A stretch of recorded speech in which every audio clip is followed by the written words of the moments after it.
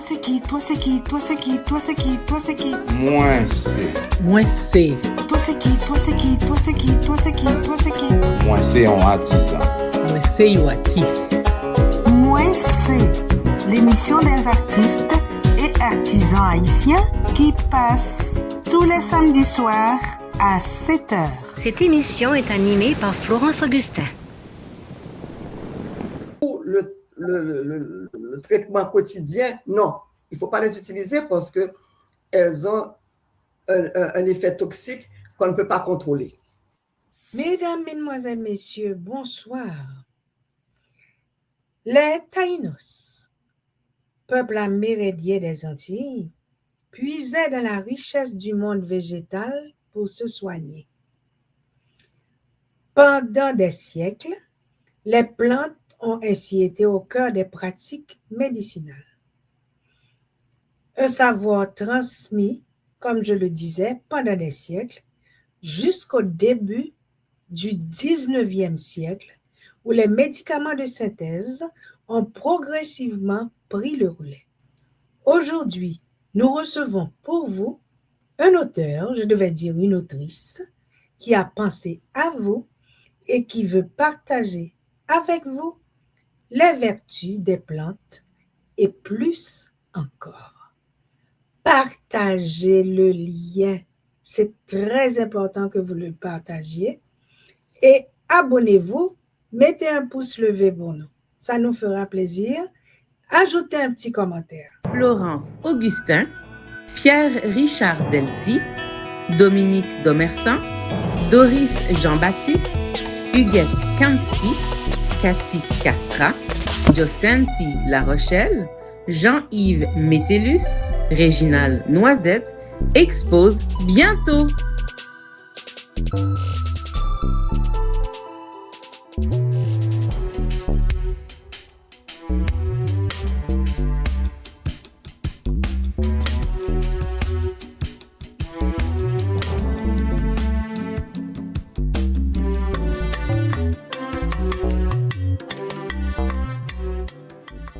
Bonsoir, notre invité. Alors, qui mounouye? Moi, c'est Marie-Lise Neptune Rousier. Marie-Lise Neptune Rousier. On a beaucoup entendu parler des plantes. Nous, en fait, pas moi, nous te souhaitons la bienvenue à l'émission Moi aussi. Mais avant de commencer les questions, je te donne le proverbe de notre ami Berman Fleury. Femme, c'est cajou. Proverbe haïtien, sagesse ak richesse. Les femmes sont comme la cajou. Proverbe haïtien, sagesse et richesse avec Bergman Fleury. Distribution www.sidika.com.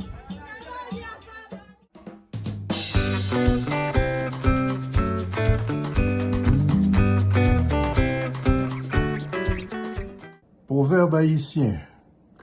Lait la vie au citron ou fais limonade. Quand la vie te donne du citron, tu fais de la limonade. Tu vas nous dire ce que tu penses de ce proverbe à la fin de l'émission. Marie-Lise, on a vu ton livre et tout, tu parles beaucoup des plantes. Dis-nous vraiment quelle formation tu as eu, quelle étude tu as fait. OK.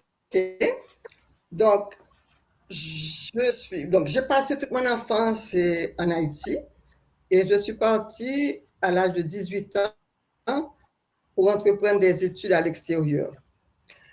Donc, je suis d'abord allée en Belgique, à Louvain, où j'ai obtenu un diplôme de technicienne de laboratoire. Après quoi, j'ai travaillé à Louvain même dans un laboratoire de recherche de physiologie. J'ai alors repris des études en biologie pure que j'étais à Montréal. Puis je suis allée à l'Université Laval où j'ai obtenu un diplôme de master SS en biologie végétale et botanique. J'ai aussi un diplôme en nutrition appliquée. Donc voilà pour mes études. Maintenant, de retour en Haïti, je me suis adonnée à l'enseignement et à la recherche. Je dispense des cours de biologie aux pharmaciens à l'Université d'État d'Haïti, plus précisément à la faculté de médecine et de pharmacie. Plus spécifiquement, je donne des cours de taxonomie végétale, qui est une discipline où on apprend à classer et à identifier les plantes et où j'ai mis l'accent sur les principales familles de plantes médicinales du pays, avec leurs propriétés et leurs usages. Mais dès mon retour dans le pays, j'ai aussi entrepris des recherches personnelles sur les plantes médicinales d'Haïti et j'ai collaboré à la mise en place d'un réseau de recherche sur les plantes médicinales de la Caraïbe. C'est le réseau TRAMIL, qui aujourd'hui compte plus de 200 chercheurs de la zone caribéenne et d'ailleurs. J'ai aussi passé plusieurs années au service œcuménique d'entraide, le SOE, où j'ai été accueilli par un ami, le docteur Daniel Harris. Là, nous avons mis en place un projet sur la médecine traditionnelle. C'était un projet de recherche et de diffusion. Dans le cadre de ce projet, nous avons eu à publier ce qu'on a appelé les cahiers de médecine naturelle du SOE.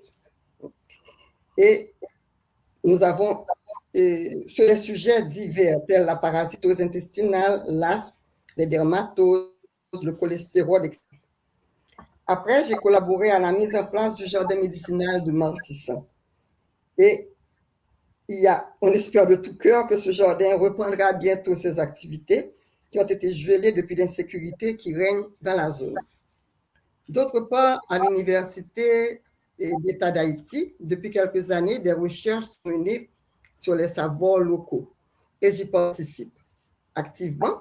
Donc, pour donner un exemple de ce qu'on fait, lors de la pandémie de COVID, par exemple, j'ai participé avec des collègues à une étude sur les traitements utilisés par la population. Cette étude a été publiée et elle a montré que la population a su faire un choix assez judicieux de produits naturels et surtout constitués de plantes pour lutter contre cette terrible pandémie. Et je pense que ça a montré l'efficacité de notre médecine. J'ai également rédigé avec une collègue 2 livres de sciences pour les enfants du primaire. Ces livres sont sur le marché depuis plusieurs années. Donc voilà en bref pour mes études et mon parcours professionnel. Ok, tu parles de livres là. Est-ce que tu parles du livre que tu as publié avec Lise Marie Desjans, de la revue, l'article que tu as publié avec Lise Marie Desjans, de la revue Perspective Haïti, et puis le livre que tu as publié avec le docteur Nancy Berthelot? Non. En fait, c'est un article que j'ai écrit avec Lise Marie, le docteur Lise Marie Desjans. Dans cet article, on invite les médecins à se pencher sur cette médecine traditionnelle, en particulier la médecine traditionnelle familiale, qui rend déjà beaucoup de services à la population. Parce que vu la faiblesse de nos structures sanitaires classiques, c'est cette médecine qui soigne la population au quotidien, on peut dire. Et nos médecins gagneraient à mieux la comprendre et à même l'utiliser une fois les pratiques validées. Donc, c'est cet aspect qu'on a voulu démontrer dans cet article avec Lise Marie. Aujourd'hui, je sens que nous allons utiliser le mot savant. Nous commençons. Est-ce que tu peux expliquer aux internautes qui est un biologiste? Bon, un biologiste, c'est quelqu'un qui étudie les êtres vivants et les phénomènes liés à la vie. Le biologiste cherche à comprendre comment les organismes vivent, se développent, fonctionnent et interagissent entre eux et avec leur environnement. Il peut observer et étudier les animaux comme les végétaux. J'ai choisi la biologie végétale et j'ai opté pour les études sur les plantes et leurs propriétés nutritives et médicinales. Magnifique. OK. Maintenant, qu'est-ce qui t'a porté à écrire le livre sur les plantes médicinales? Parce que tu pourrais conserver tes données, tes références, tes études sans les partager. Mais qu'est-ce qui t'a porté à écrire ce livre? Écoute, je pense que, bon, d'abord, j'ai une propension pour ce sujet-là, les plantes médicinales. Vraiment, je pense que c'est un potentiel que nous avons en Haïti et qui n'est pas développé. Il est développé, c'est-à-dire que la population l'utilise tous les jours, mais il n'y a pas beaucoup de données scientifiques là-dessus. Donc, c'est un petit peu ce qui m'a poussé à écrire ce livre, parce que je viens avec des données un petit peu, des documents, une documentation que nous n'avions pas encore, pour expliquer pourquoi les plantes sont intéressantes, comment elles font leurs actions, comment on peut les utiliser. Donc, c'est un peu ça qui m'a poussé, c'est j'ai voulu donner un support scientifique à cette médecine traditionnelle qui est déjà pratiquée par une bonne partie de la population. C'est un petit peu, en gros, c'est ça. C'est mon amour de ces plantes-là et surtout le potentiel que je vois dans cette médecine traditionnelle. Parce que cette médecine traditionnelle, c'est elle qui soigne vraiment, comme je l'ai déjà dit, la population au quotidien. Et en fait, on a montré qu'il y avait beaucoup d'efficacité, comme je viens de le dire, par exemple, pour le COVID. On a montré qu'il y avait vraiment des plantes très efficaces qui pouvaient agir dans beaucoup de maladies. Donc, je pense que maintenant, en donnant un petit support scientifique, eh bien, on peut mieux utiliser les plantes médicinales avec plus d'efficacité et de sécurité. Parce que, en fait, les plantes, ça ne veut pas dire qu'il n'y a pas de toxicité du tout dans les plantes. Nous avons, au contraire, certaines plantes toxiques et il faut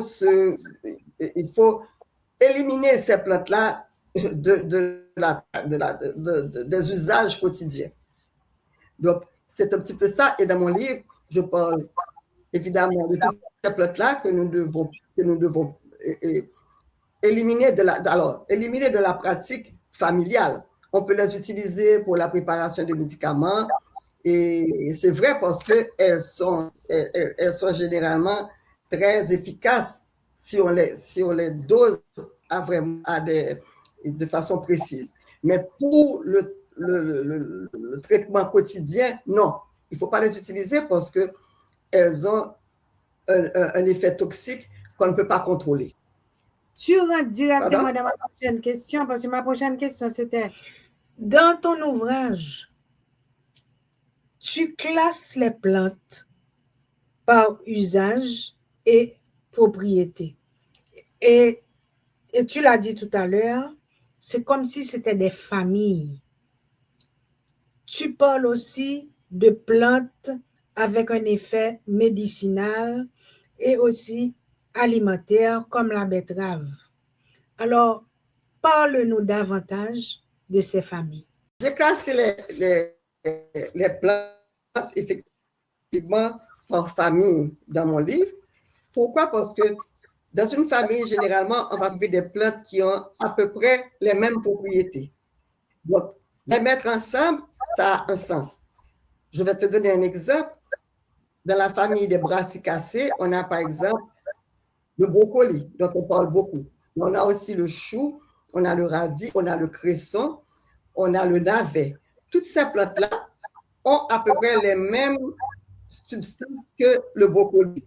Donc, ce sont des plantes qui ont, elles ne se ressemblent pas tellement physiquement, mais leurs substances actives sont généralement les mêmes. Donc, on comprend mieux quand on classe les plantes en famille, on comprend mieux leurs propriétés.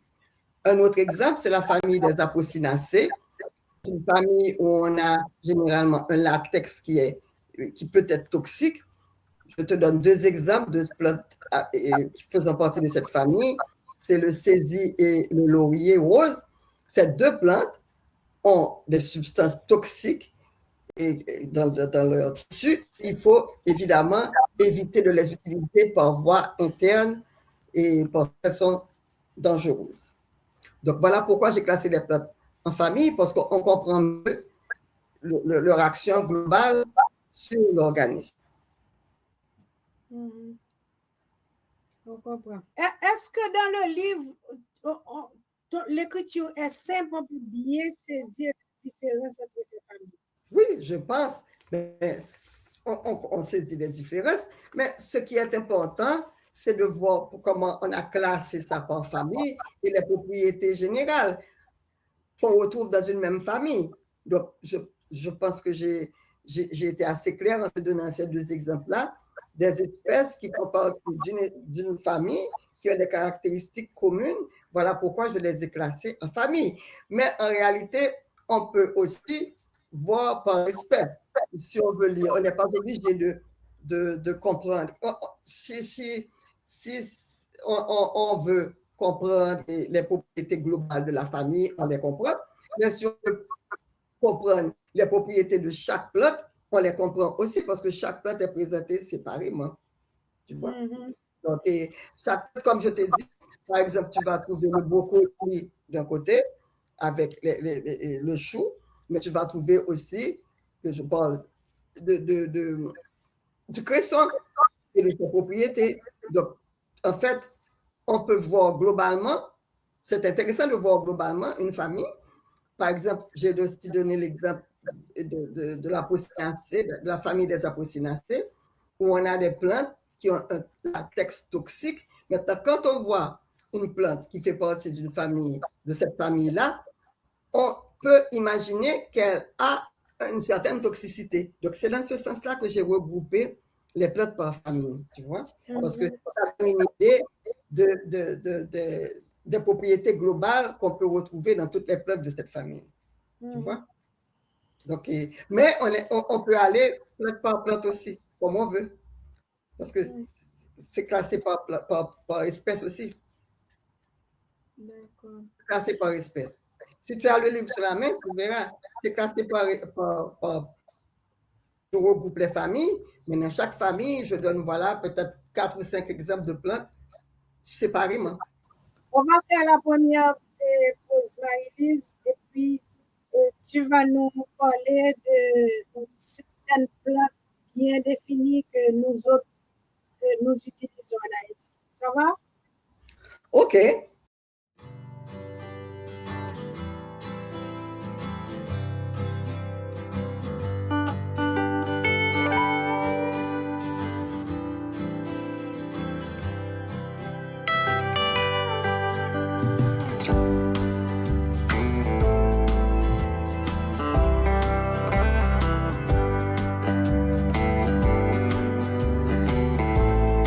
Nous sommes des gens passionnés des beautés que la nature nous offre, des parfums, des couleurs et de la splendeur des éléments avec lesquels nous travaillons au quotidien. Pour vos commandes en ligne, atelierfloral@videotron.ca ou encore www.suzannesavard.com.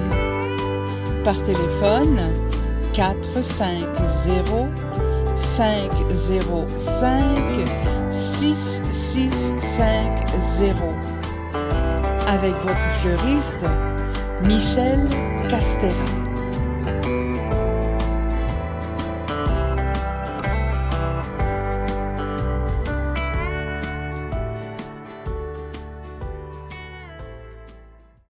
Mesdames, Mesdemoiselles, Messieurs, nous sommes avec Marie-Lise Rousier qui nous parle des vertus des plantes.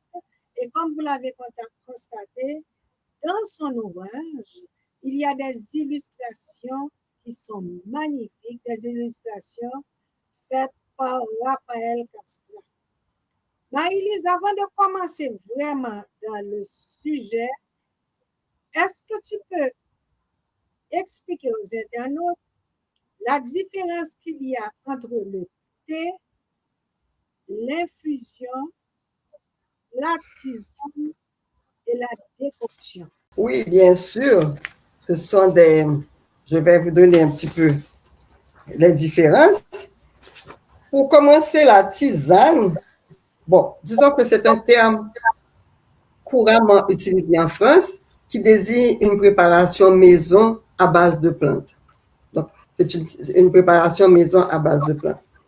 On pourrait dire que ce qu'on appelle le thé en Haïti, c'est l'équivalent de la tisane. C'est-à-dire, c'est une préparation maison à base de plantes. C'est ce qui est considéré comme un thé en Haïti.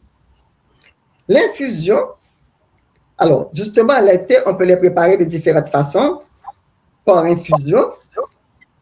Elle consiste à verser de l'eau bouillante sur une plante, à recouvrir le récipient, à laisser reposer pendant 2 à 15 minutes et de couler la préparation avant de la boire en général. Alors, l'infusion est souvent préconisée pour les plantes qui ont de l'huile essentielle, comme le basilic, par exemple, ou les feuilles très minces. La décoction, elle, consiste à placer la plante dans de l'eau et à la porter l'eau à ébullition pendant 2 à 15 minutes, dépendant de la plante. On l'utilise pour les feuilles plus coriaces, les écorces et les racines. Alors, on a aussi les onguents. C'est un mélange de plantes ou d'extraits de ces plantes dans une substance grasse, comme de la vaseline. On l'utilise généralement en usage externe. Le cataplasme aussi, qui est utilisé en usage externe, c'est une pâte épaisse, souvent d'origine végétale ou minérale, ça peut être par exemple de l'argile, qu'on applique sur une partie du corps. On a les bains, beaucoup en Haïti, c'est très courant, vraiment. On a des bains contre la douleur, bains contre la fièvre, bains après l'accouchement. On a aussi des bains de chasse. Donc, le bain, c'est une préparation à base de plantes dont on se sert dans son bain. Voilà. Et voilà. Et maintenant, il y a différents autres types de préparations qu'on peut faire aussi, mais on va s'arrêter à cette définition que tu m'as donnée. Il y a des questions que nous nous posons toujours quand il faut préparer du thé, à savoir comment choisir les feuilles. Des fois, quelqu'un t'explique le thé, après il te dit prends 3 feuilles, fais bouillir l'eau, ensuite tu tiens le feu, tu mets les feuilles, mais on ne sait pas. On ne sait pas de quelle dimension sera la feuille et de quelle couleur sera la feuille. Comment peut-on choisir? Tu vois, on te dit de prendre 3 feuilles. Il y a d'autres feuilles, il y a des feuilles moyennes et des petites. Comment choisir? Comment évaluer la dose à ingurgiter? Comment éviter un mélange? Tu parlais de toxicité tout à l'heure. Un mélange toxique. Est-ce que le livre a une posologie? Bon, alors voilà. Comment préparer un thé? D'abord, il faut bien identifier la plante qu'on veut utiliser. Ça, c'est très important. Et c'est pour ça que dans mon livre, il y a une description botanique des feuilles, des fleurs, des fruits de chaque plante. Et il y a une illustration, comme tu dis, il y a des photos ou bien il y a des illustrations, simplement des dessins que j'ai fait moi-même à la main. Donc, ça aide à identifier la plante. D'abord, c'est la première chose. Parce qu'il y a des gens qui utilisent des plantes sans vraiment savoir de quelle plante il s'agit. Ensuite, il faut choisir une plante saine, sans pichon, effectivement, qui gênerait la croissance de la plante. On prend la partie à utiliser. En Haïti, c'est souvent la feuille qu'on utilise. C'est souvent. Pas toujours, mais c'est souvent. Il y a aussi les écorces qu'on utilise parfois, mais c'est surtout la feuille. Dans toutes les enquêtes, on a trouvé surtout l'usage des feuilles. On choisit le mode de préparation. Par exemple, si ce sont des feuilles très minces ou bien des feuilles qui ont de l'huile essentielle comme le basilic ou bien la tiayo, c'est mieux de faire une infusion parce qu'à ce moment-là, on ne perd pas les substances actives. Tandis que on peut choisir la décoction s'il s'agit de plantes plus coriaces, épaisses, des fleurs, lorsque les feuilles sont plus épaisses ou bien qu'il s'agit d'écorces ou de racines, on peut choisir la décoction. Ce sont deux modes parce que la décoction est plus efficace pour tirer les substances actives dans des plantes un petit peu coriaces. Maintenant, pour la dose, quand on a la posologie, on la suit. Alors, justement, dans le livre que je vous présente, il y a certaines posologies. Ce n'est pas moi qui les ai inventées, c'est le réseau Tramil dont j'ai déjà parlé, je vous ai dit qu'il y avait déjà près de 200 chercheurs qui travaillent, et même de la région caribéenne, qui travaillent sur les plantes, qui continuent à travailler sur les plantes, et qui ont proposé des posologies, donc basées sur des recherches précises. Alors, quand il y a une posologie, il n'y a pas de posologie pour toutes les plantes dans mon livre. Il y a des posologies qui concernent les recommandations faites par Tramil. OK? Donc, quand la posologie est là, on la suit à la lettre. Quand il n'y a pas de posologie maintenant, on doit savoir si la plante est toxique ou pas. Si la plante est toxique, ou elle a une certaine toxicité, vaut mieux l'éviter. Si elle n'est pas toxique et qu'on le dit que la plante n'a pas de toxicité, eh bien, il faut prendre un minimum de feuilles. Moi, je conseille toujours de commencer avec un minimum de feuilles. Ça peut être 2, 3 feuilles de grosseur moyenne, pas prendre des trop petites ou des trop les bourgeons même, qui sont très riches en substances actives, bien souvent. Et surtout, le mot-clé, ça est la modération. Moi, je suis une personne très modérée généralement dans ce que je fais et surtout dans ça. Parce que je pense que parfois, on est des touffes de feuilles quand on prépare des thés.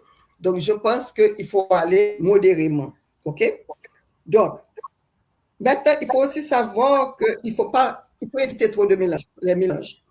3 plantes à la fin, c'est suffisant. Je pense que il ne faut pas aller au-delà de ça parce qu'à ce moment-là, on perd le contrôle des interactions entre les plantes. OK? D'autre part, il faut savoir qu'il y a des personnes qui ne doivent pas prendre n'importe quel thé. Ce sont les personnes enceintes, les personnes qui allaitent ou les jeunes enfants de moins de 3 ans généralement. On ne recommande pas de leur donner du thé, sauf si on est très, très sûr de sa plante et qu'on connaît ses actions. Mais généralement, et d'ailleurs dans le livre de Tramil, justement, c'est toujours dit de ne pas donner de thé, d'infusion, de décoction aux femmes enceintes comme ça et aux jeunes enfants. Donc, voilà globalement ce qu'on peut dire pour la préparation d'une infusion, d'une décoction ou de ce qu'on appelle un thé en général. Dans ton ouvrage, tu nous présentes environ 220-225 plantes. Et il y en a que nous connaissons, il y en a d'autres que nous découvrons à travers le livre. Parlons maintenant du paupier bord de mer qu'on appelle paupier la mer. Parle-nous des vertus de cette plante. Bon, le paupier bord de mer, c'est vrai, est utilisé contre la fièvre en Haïti et a des propriétés effectivement analgésiques, c'est vrai, et antimicrobiennes. Donc, c'est une plante assez intéressante de ce point de vue-là. Mais moi, j'aimerais mieux parler du paupier tout court, ce qu'on appelle coupier en Haïti. Parce qu'il y a le coupier bord de mer, mais il y a le coupier tout court, qui fait partie d'une autre famille et qui a aussi des feuilles assez épaisses comme le coupier bord de mer, mais qui est différente. Et pourquoi je veux parler d'elle, c'est parce que c'est l'une des rares plantes qui contient des acides gras oméga 3. Ce sont des substances qui ont une action de protection du système cardiovasculaire. Cette plante renferme aussi de nombreuses vitamines, des minéraux, de l'acide salicylique aussi à effet analgésique. Elle induit aussi le sommeil et est utilisée d'ailleurs comme somnifère un petit peu en Haïti. Elle a une action bénéfique au niveau des poumons, en les oxygénant davantage. Et nous avons eu à proposer cette plante de Dr Daniel Henry et moi dans un article un petit peu lors de la pandémie de COVID, parce que c'est une plante qui agit favorablement au niveau des poumons et qui réduit les œdèmes à ce niveau. Donc, comme la pandémie, justement, de temps en temps réapparaît, ce serait bien de dire de nouveau que cette plante peut aider en cas de COVID. Elle a un effet aussi anticoagulant. Et vous savez qu'en cas de COVID, il y a eu des recherches qui ont montré que c'est la coagulation qui était le problème numéro 1, parce qu'il y avait un de petits caillots qui se formaient dans le système vasculaire et qui bouchaient les vaisseaux. Donc, beaucoup de gens sont morts à cause de ces caillots et le paupier a justement un effet anticoagulant en plus de ses autres effets favorables sur les poumons. Donc, j'en profite pour dire le mot de cette plante-là, qui est vraiment une plante courante qu'on trouve partout et qu'on peut acheter au marché, à très bon marché d'ailleurs. Et ça se trouve partout. Je ne sais pas si tu la connais, Florence, mais le paupier, ce qu'on appelle le coupier d'Haïti, et c'est une plante assez courante. Et moi, je profite pour dire qu'en cas de COVID, eh bien, on peut l'utiliser. Parce que pas seulement en cas de COVID, en cas des autres problèmes des poumons qu'on pourrait avoir. OK? Alors, mais, dans le livre, dans la partie posologie, on voit quelque chose comment préparer? Non, le paupier, en fait, c'est un légume. On peut continuer à l'utiliser en légume. Donc, on n'a pas besoin pour faire un thé, si on veut, on peut prendre une ou deux branches et faire une décoction le soir. Mais en réalité, c'est déjà un légume et qui est connu et qui n'a pas de toxicité. Donc, il faut en manger, c'est tout. Quand on est, par exemple, quand on a des problèmes pulmonaires, il faut simplement en manger assez souvent. 2 ou 3 fois par semaine, en consommer comme légume. Et on le mélange à la viande, on le mélange et parfois même dans le maïs, pour faire le maïs avec feuilles. On peut faire ça. Donc, c'est un légume. Donc, il n'y a pas de problème à l'utilisation et à la consommation. C'est comme l'épinard qu'on appelle épinards. Voilà. Là, ce sont des amarantes, effectivement, et qu'on appelle généralement épinards pays chez nous. Et les épinards pays peuvent être cultivés. Donc, il y en a qui sont cultivés en plaine. Il y a beaucoup de plantations d'épinards pays. Mais il y a aussi des épinards sauvages, des épinards pays sauvages qu'on peut trouver et qui poussent vraiment dans la nature. Toutes ces plantes-là ont des quantités importantes de fer et d'autres minéraux qui sont indispensables à la santé. Alors, je dois te dire qu'en Inde, on fait des expérimentations, des essais cliniques sur des enfants qui étaient anémiés et qui avaient un manque de vitamine A sous forme de bêta-carotène. Eh bien, on a remarqué que ces enfants-là, après une consommation régulière d'amarante, eh bien, ces enfants-là n'avaient plus d'anémie et avaient beaucoup plus de vitamine A dans leur sang. Donc, c'est pour vous dire que il faut aussi le dire que ce sont des légumes qu'on trouve à très, très bon marché partout dans le pays. Partout dans le pays, à partir de 2 ou 3 routes, on trouve déjà des épinards et pays à acheter. Donc, ça, ce sont des plantes qu'il faudrait vraiment promouvoir. Donc, il faudrait promouvoir l'usage parce que contre l'anémie, je pense que nous avons assez de plantes contre l'anémie et qu'on ne devrait plus avoir d'enfants anémiés dans le pays avec ce genre de plantes-là. On peut parler aussi du moringa qu'on appelle benzolive. C'est une plante qui renferme beaucoup de fer et d'autres minéraux et de vitamines importantes. Donc, ce sont vraiment des atouts pour la population et il faut que la population les utilise davantage. Parce que l'anémie, vous savez, je parle au public, est très commune en Haïti, alors que nous avons des plantes pouvant lutter contre l'anémie, même si on ne prend pas de médicaments pharmaceutiques. Une autre plante que nous utilisons beaucoup, et j'ai remarqué de plus en plus à l'étranger, on l'appelle aloès, et nous l'appelons l'aloe. Donc, quelles en sont les vertus?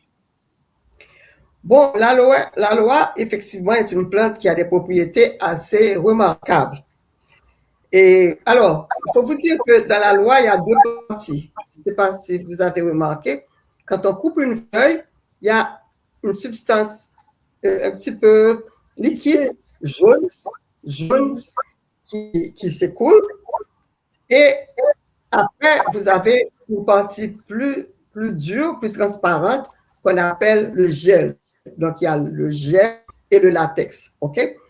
Chaque partie a des propriétés différentes. Le gel est un cicatrisant des plaies et des brûlures. Pour les brûlures du premier degré, vraiment, même du deuxième degré, quand on n'a rien d'autre sous la main, eh bien, l'aloès est extraordinaire et répare vraiment le tissu rapidement et vous n'avez pas de cloque ou d'infection quand vous mettez du gel d'aloès sur les brûlures. Parce qu'il stimule la réparation des cellules, il favorise aussi la production de collagène qui est nécessaire pour la cicatrisation. Il a aussi un effet anti-inflammatoire, par exemple, contre les irritations cutanées, les piqûres d'insectes, par exemple, c'est intéressant aussi. Et par voie orale, on peut utiliser ce gel comme complément en cas d'asthme. Alors, pour les cas d'asthme, généralement, vous allez voir que dans Tramil, on utilise des plantes vraiment, mais souvent, ils vous disent d'utiliser aussi le traitement médical, mais en complément, on peut utiliser le gel d'aloès. Contre la toux aussi, on peut l'utiliser. Mais encore une fois, le gel est déconseillé par voie interne aux femmes enceintes et aux enfants très jeunes. Alors, il faut dire que l'aloès est aussi utilisé comme stimulant immunitaire et il est même préconisé par certains naturalistes pour lutter contre le cancer. Mais il y a encore un manque d'expérimentation là-dessus. Cependant, on peut dire que la plante a énormément de propriétés et maintenant revenons au latex lui-même parce qu'on a parlé du gel. Le latex est plus irritant pour les intestins. Il est laxatif, c'est pour ça il est laxatif et même purgatif quand on l'utilise en grande quantité. Donc, il faut toujours, si on veut utiliser le gel, il faut toujours rincer le gel, enlever le liquide et jaunâtre avant de l'utiliser. Donc, c'est une plante très utile et qu'on peut vraiment utiliser par voie externe surtout. Par voie interne, d'ailleurs, il est rentré dans les coutumes occidentales, comme tu dis, on en voit partout, du gel d'aloès. Il y a même des boissons à base d'aloès, il y a même des yogourts en France à base de gel d'aloès. C'est pour vous dire que c'est rentré dans les coutumes même américaines et européennes. Donc c'est une plante vraiment très, très utile. Et d'ailleurs, c'est une plante qui a une signification aussi culturelle, c'est-à-dire que c'est une plante qui a une valeur symbolique aussi. On dit qu'elle protège les maisons. Elle protège les gens dans les maisons. Donc, ceci, ça se fait non seulement en Haïti, mais dans les Antilles. Et c'est une coutume qui est restée. On met un pied d'aloès juste devant la maison et c'est une sorte de protection. Non seulement ça peut servir à n'importe quel moment pour un enfant qui est blessé, pour un enfant qui se brûle, mais encore c'est une protection pour la maison. C'est mystique, je peux dire, une protection mystique qu'on a avec l'aloès. Selon toi, quelle est la plante qui est la plus sous-estimée et pourtant très bénéfique? Eh bien, j'ai réfléchi à la question, vraiment, je pense que c'est le courpier. Le courpier qui est effectivement très bénéfique, mais qui n'est pas vraiment utilisé pour toutes ses vertus. Donc, on a déjà un petit peu, j'ai déjà présenté ses vertus, je ne vais pas recommencer, mais c'est une plante qui est vraiment sous-estimée en Haïti. Elle est seulement utilisée effectivement comme légume et aussi contre l'insomnie. Elle a un tas d'autres propriétés qui ne sont peut-être pas connues des gens et qui, je pense que c'est une plante qui est sous-utilisée de ce point de vue-là. En rédigeant ton livre, qu'est-ce que tu as découvert qui t'a le plus surpris? Eh bien, Florence, je pense que c'est la diversité des propriétés médicinales de certaines plantes courantes que nous avons en Haïti. Et, en fait, on va prendre un cas, c'est celui de la papaye. Okay? La papaye, c'est un fruit qui est utilisé comme aliment, c'est vrai, mais qui a énormément de vertus. Il y a des gens qui connaissent ces vertus, il y en a qui ne la connaissent pas. Alors, on va rappeler quelques-unes de ces vertus pour voir comment cette plante accumule des propriétés intéressantes. D'abord, elle contient de la papaïne qui aide à la digestion. OK? Donc, elle améliore aussi le transit intestinal. Donc, quand on est constipé, par exemple, ça aide à aller à la selle. Elle a un effet antioxydant grâce à sa richesse en vitamine C. Il faut savoir que la papaye a autant de vitamine C que l'orange ou le citron. On ne le sait pas souvent, parce que quand on parle de vitamine, on parle de l'orange ou bien du citron, mais la papaye a autant de vitamine C, ou presque autant de vitamine C que ces deux fruits. Ensuite, la papaye contient aussi de la provitamine A et de la vitamine E. Tout ceci va aider à renforcer le système immunitaire. Toutes ces vitamines-là aident à renforcer, que ce soit la vitamine C, que ce soit la vitamine E, que ce soit la vitamine A, et bien ce sont des vitamines qui aident à renforcer le système immunitaire. Ensuite, elle aide à maintenir une bonne pression artérielle. Quand les gens qui consomment beaucoup de papaye, eh bien, stabilise un petit peu leur tension. Elle réduit le risque de souffrir du cancer du col de l'utérus. C'est-à-dire que quand on consomme beaucoup de papaye, ils ont fait une étude au Brésil, je crois, qui a montré que la consommation régulière de papaye aidait à protéger et à ne pas souffrir du cancer du col de l'utérus. Autre chose que la papaye fait, la papaye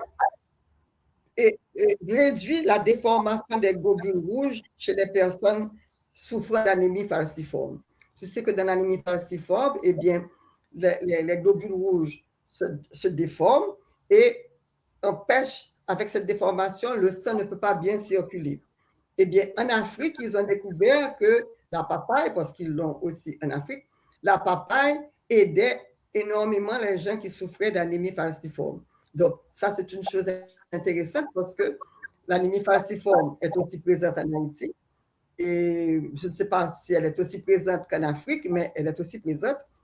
Et pourquoi pas, les gens qui en souffrent pourraient vraiment faire appel à la papaye, soit sous forme de fruits comme ça, soit sous forme de légumes. Donc, la papaye verte en légumes aide aussi à lutter contre l'anémie falciforme parce que ça empêche la déformation des globules. Et ensuite, on a aussi, contre l'anémie tout court, oui, ça aide parce que sa consommation facilite l'absorption du fer. La papaye peut être aussi utilisée contre les furoncles et les abcès en application externe. Ça aide à la cicatrisation des plaies. Et d'ailleurs, elle est recommandée dans le livre de Tramil contre les abcès et les furoncles. Et donc, tout ceci. Alors, donc, pour une seule plante, vous voyez qui est aussi alimentaire. Et on n'a pas encore parlé des feuilles et des graines, qui ont aussi des propriétés assez remarquables. Je vais vous dire que les feuilles peuvent agir contre la fièvre dengue en agissant sur les plaquettes du sang, parce que les plaquettes ont tendance à baisser quand on a la fièvre dengue, et c'est ce qui cause beaucoup de problèmes. Et les graines sont vermifuges et antibactériennes. Donc, vous voyez que c'est une pharmacie. Quand on a un papaye chez soi, on a une véritable pharmacie.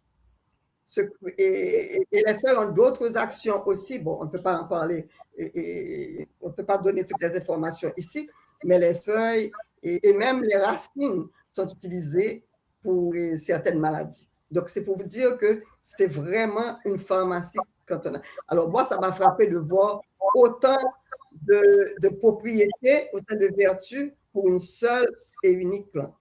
Ça, c'est quelque chose qui m'a beaucoup frappé.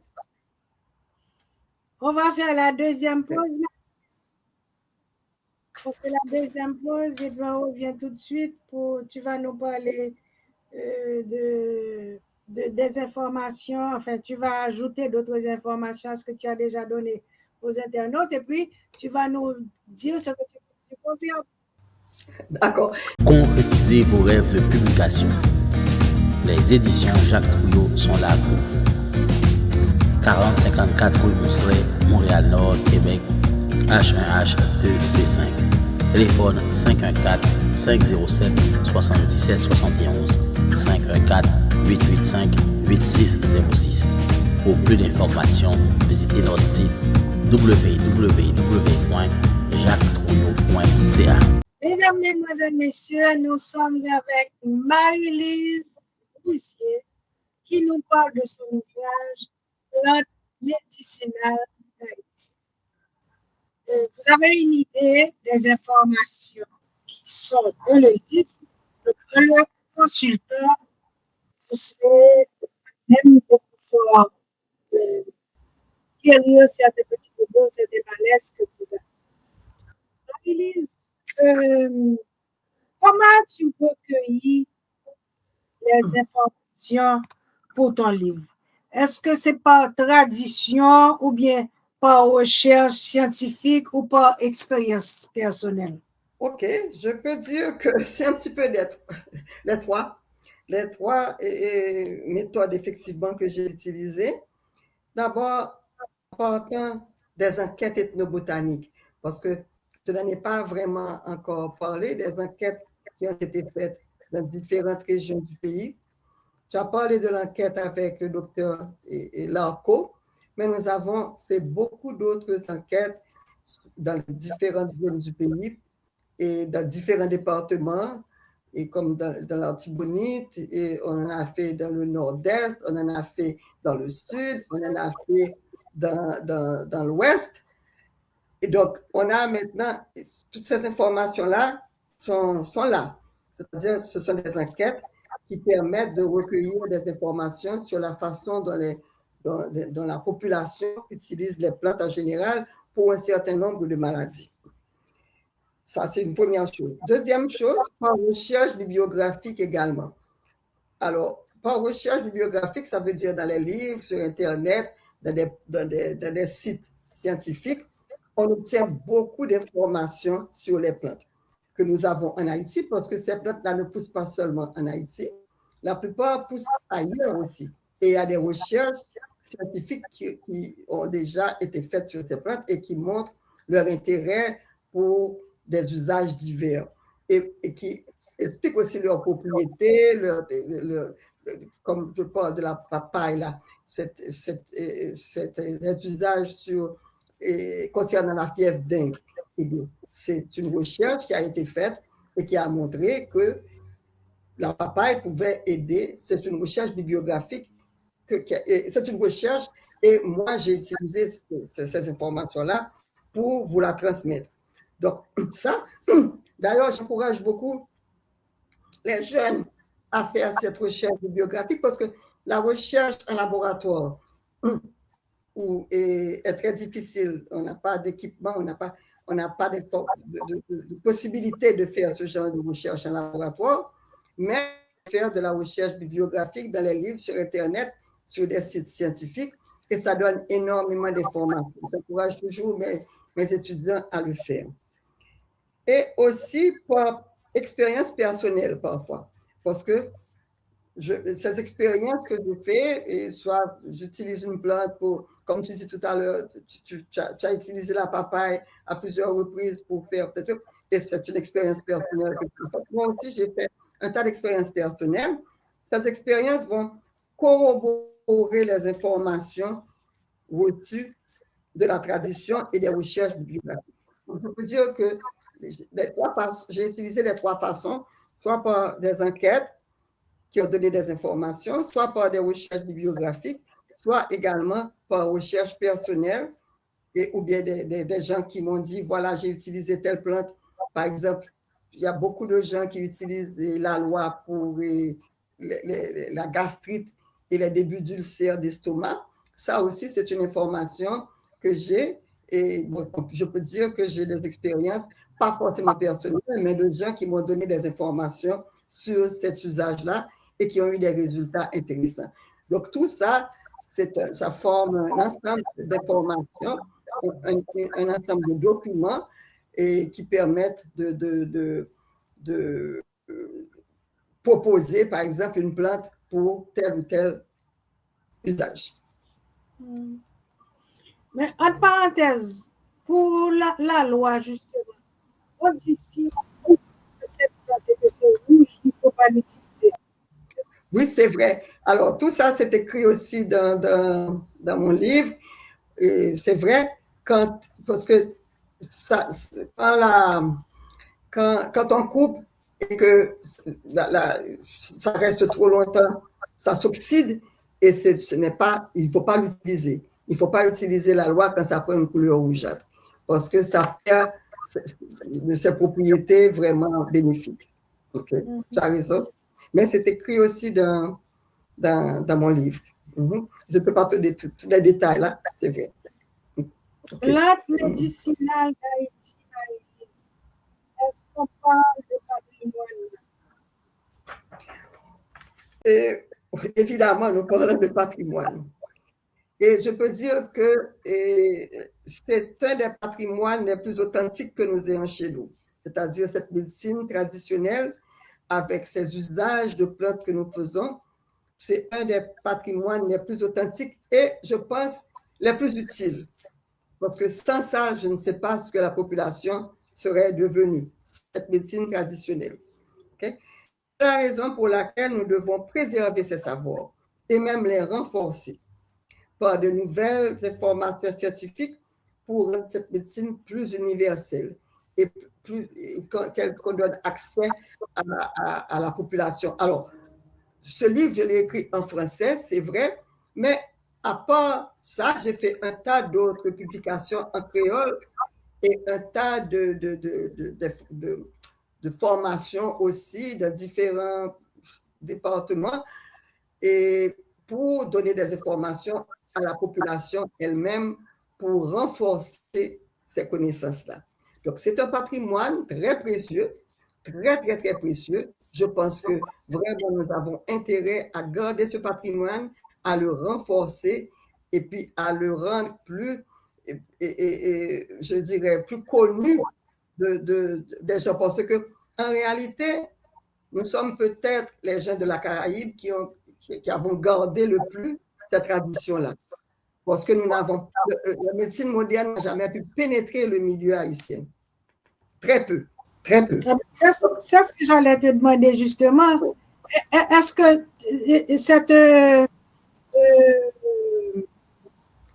c'est possible, tu vois, cette cohésion entre la médecine traditionnelle et puis la médecine moderne, ce qui se compléterait? Absolument. Je pense que ça se complète. Chacun a son rôle. Alors, ce que nous disons, c'est que la médecine moderne n'a pas pu pénétrer le milieu haïtien jusqu'à présent en profondeur.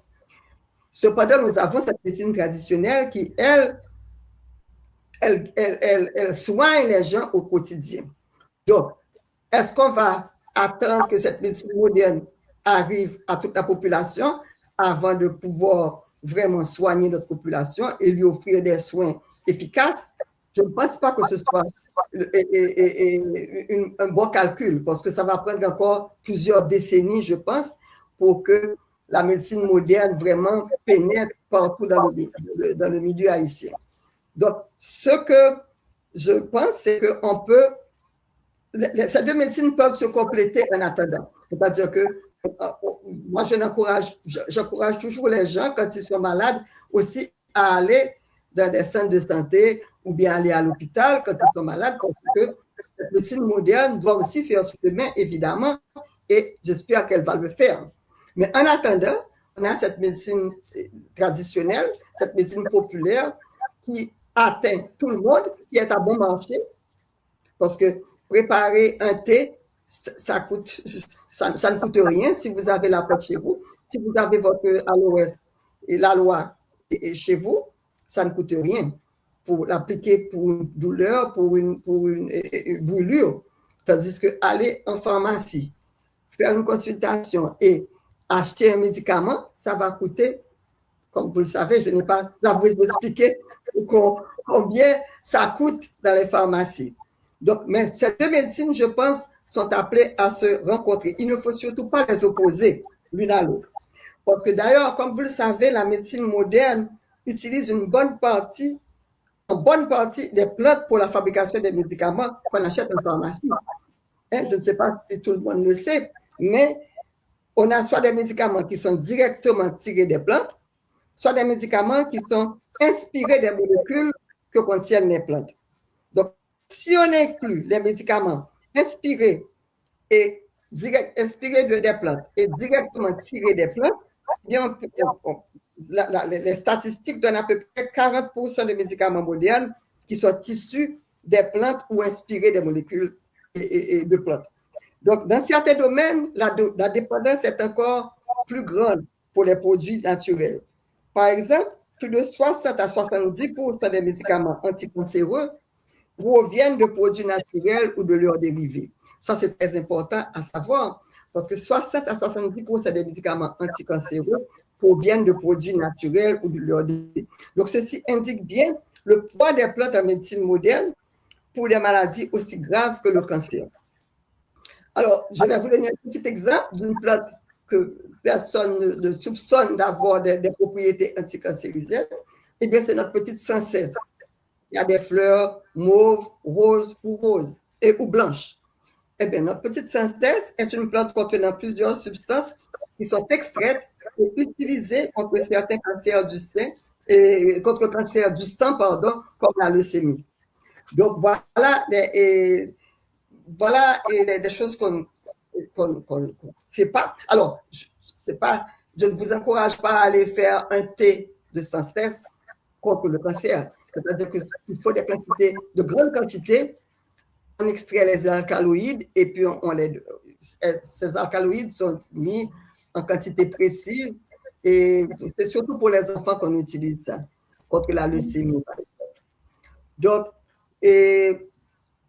maintenant, comment on peut rapprocher les deux? Eh bien, si la médecine traditionnelle peut s'enrichir et se renforcer à l'aide des formations scientifiques, ça la rend utilisable par les médecins eux-mêmes.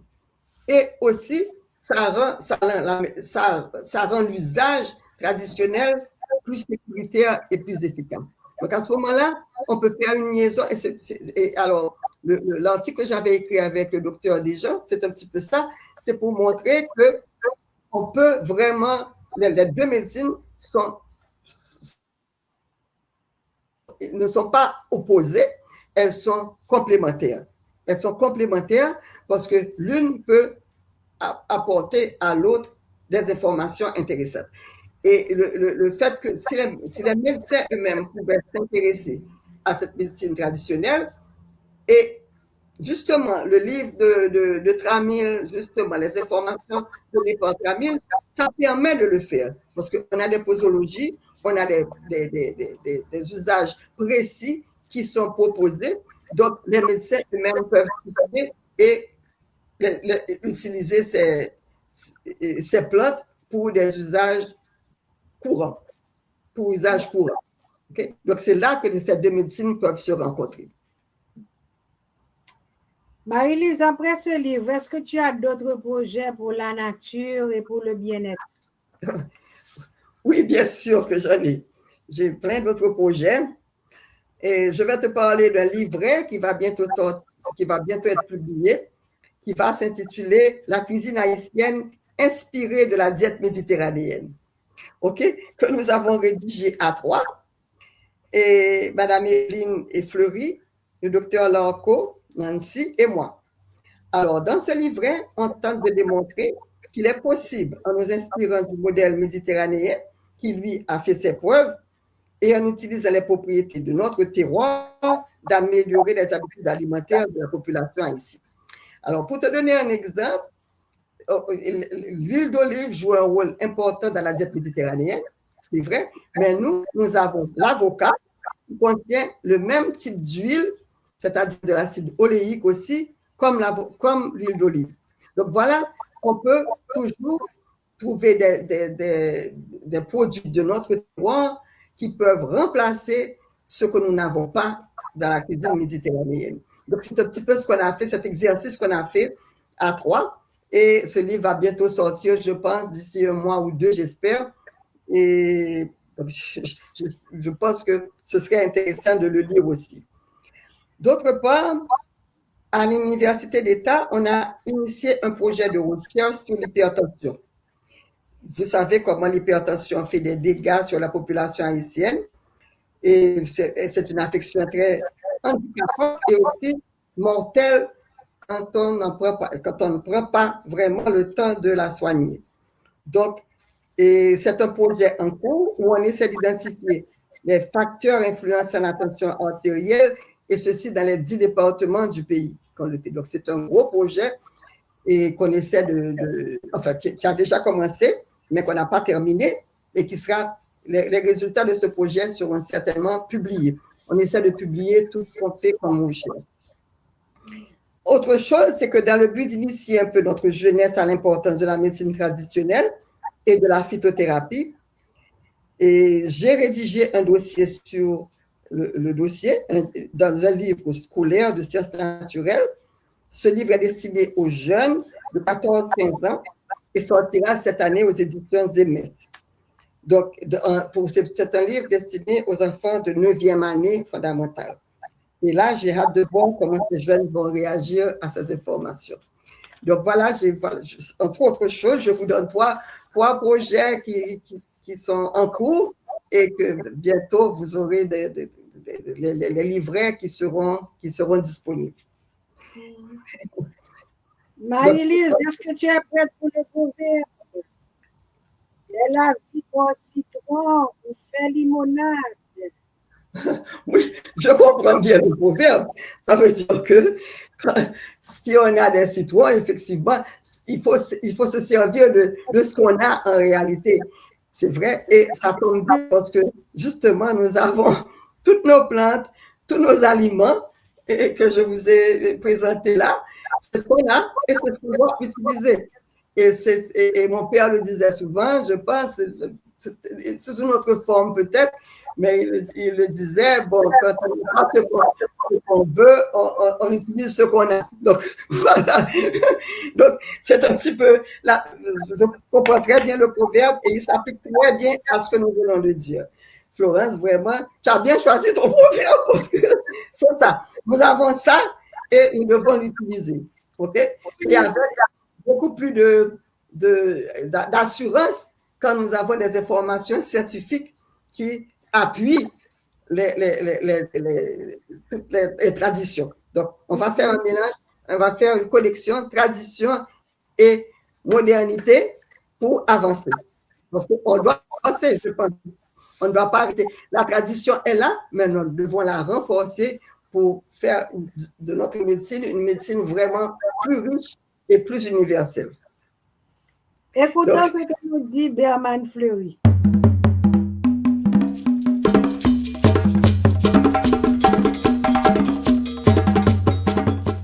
Lait la vie au citron ou fait limonade. Quand la vie te donne du citron, tu fais de la limonade. Donc, on profite de ce qu'on a pour faire le mieux possible et ne pas sous-estimer les ressources dont on dispose. L'important, c'est de savoir les utiliser à bon escient. Marie-Lise, tu vois que Berman a dit la même chose que toi. Tu avais tout à fait raison.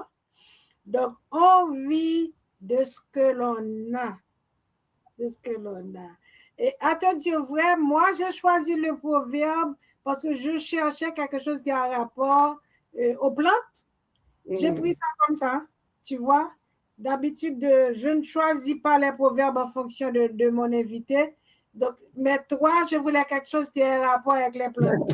Tu as bien expliqué ça. On te remercie beaucoup, Marie-Lise. Tu nous as enrichi. Avant de partir, tu ne nous as pas dit où on peut trouver le livre. Je sais qu'il est sur Amazon. Donc, on peut trouver le livre sur Amazon, OK, et sur educavision.com. Maintenant, on espère que bientôt, on pourra l'avoir en Haïti. Ce n'est pas encore fait. Je suis en train de démarches pour pouvoir le faire. Je suis en train de faire des démarches pour le faire, pour que ce soit disponible et à la Pléiade et à Stérix, dans les principales librairies et du pays. Donc, j'espère bientôt que ce sera le cas. D'accord. Merci, Florence. À moi de te remercier, Marie-Lise. Et je remercie les auditeurs aussi et qui étaient là. Et bon, j'espère que ça servira à quelque chose quand même. J'espère que cette émission servira à mieux faire connaître les plantes et à les apprécier. Parce que je dis souvent que moi, j'ai été influencée par 2 personnes dans ma vie qui m'ont influencée pour ce travail.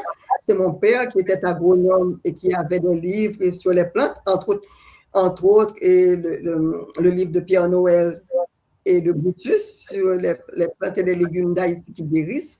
Et puis ma grand-mère qui met tellement la nature. Et ces 2 personnes m'ont inspiré vraiment, je pense, pour la vocation que j'ai choisie.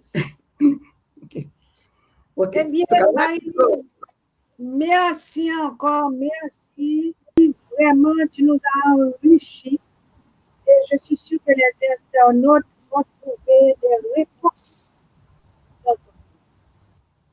Alors, on a hâte de voir la concrétisation de tes 3 projets. Tu nous tiens au courant. Absolument, je vous tiens au courant. Et toi, je t'enverrai personnellement les liens où on trouvera ces ouvrages bientôt. Merci. Mesdames, Mesdemoiselles, Messieurs, c'était avec vous Marie-Lise Neptune Roussier. Elle nous a donné, je peux dire, des solutions à nos mots. Donc, en consultant son ouvrage, vous saurez des réponses et vous saurez comment surtout doser vos plantes. Puis là, vous pourrez aussi découvrir certaines plantes que vous ne connaissez pas. Je vous laisse. Je vous dis à samedi prochain pour une nouvelle édition de l'émission Moins C. Partagez le lien pour nous. Mettez vos commentaires, ça nous fait vraiment plaisir. À bientôt. Toi c'est qui? Toi c'est qui? Toi c'est qui? Toi c'est qui? Toi c'est qui? Moins C. Moins C. Toi c'est qui? Toi c'est qui? Toi c'est qui? Toi c'est qui? Toi c'est qui? Moins C en artisan. Moins C ou artiste. Moins C, l'émission des artistes et artisans haïtiens qui passe tous les samedis soirs à 7h. Cette émission est animée par Florence Augustin.